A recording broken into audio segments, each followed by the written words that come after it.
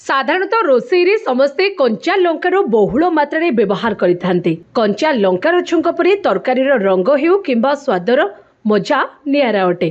तेबे कंचा लंका खाइबा को अनेक लोक पसंद करुवा बेले अनेक लोक ना पसंद करती, किंतु कंचा लंका को आयुर्वेद रे औषध भाव में विवेचना करा जाए, कारण कंचा लंका खाइबा द्वारा आमको अनेक उपकार मिलता है।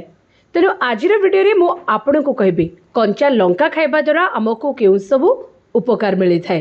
कंचा लंकारे भरपूर एंटीऑक्सीडेंट रही। यह कर्कट आशंका दूर करने सहित बयस वृद्धि प्रक्रिया धीर करिथाए, श्वास प्रणाली को सठिक परिचालना करिथाए, रोग एवं संक्रमण रक्षा करिबारे यार विशेष भूमिका रही। एथिरे आदौ कैलोरी न थाए, तेणु यह खाइबा द्वारा मेदबहुलता होई न थाए। सेभली पुरुषों को प्रोटेस्ट कैंसर यह रक्षा देता। प्रचुर विटामिन ई थिबारु चमकदार त्वचा लगी प्राकृतिक तेल उत्पन्न करिबार सामर्थ्य यार रही। यह व्यतीत कंचा लंका खाइबा द्वारा आपणकर हजम मध्य हो जाए। नियमित कंचा लंका खाइबा द्वारा विभिन्न प्रकार संक्रमण दूर करा जाय परिबो। यह प्रचुर लौहयुक्त होइथिबारु महिला मानकर लौह परिमाण को यह सठिक परिचालना करिथाए।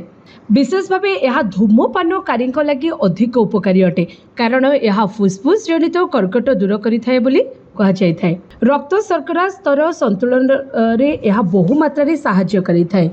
जेहेतु कंचा लंका विटामिन सी मिलता है, यही कारण आम शरीर में रोग प्रतिरोधक शक्ति को यह वृद्धि करिथाए एवं संक्रमण रक्षा करिथाए।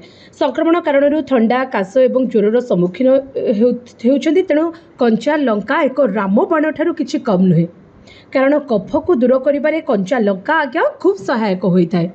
तेणु प्रत्येक दिन किछि परिमाणर कंचा लंका खाइबा निहाती दरकार।